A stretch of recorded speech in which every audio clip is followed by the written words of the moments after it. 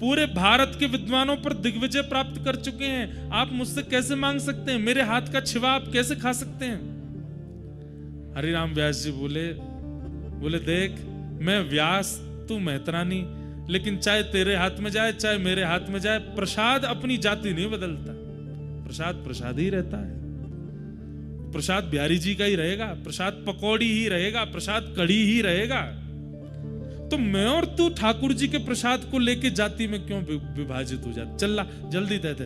ये बात सुन के मैत्रानी ने अपने हाथ की प्रसादी दे दी, और जैसी प्रसादी खाई महाराज, व्यास मिठाई विप्र की तामे लागे आग, वृंदावन की स्वपच की झूठन खाइए माग।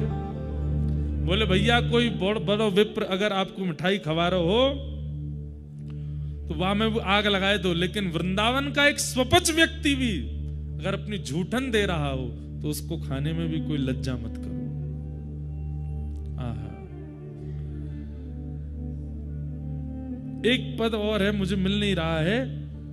वृंदावन के हरिराम व्यास जी कहते हैं कि बड़ी बड़ी पोथियां, हुआ क्या कि जैसे ही मेहतरानी के हाथ से पकौड़ी खाई इन्होंने, तो घर परिवार के लोग बोले काजल लगा के घूम रहे थे तब हमको इतना कष्ट नहीं हुआ, ये वृक्षों से गले मिलते घूम रहे थे तब हमको इतना।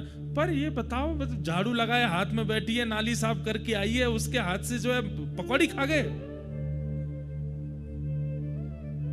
घरवार लोगों ने कहा अब व्यास जी से हमारा कोई संबंध नहीं, भैया ये पागल हो चुके हैं, हमारे लायक नहीं।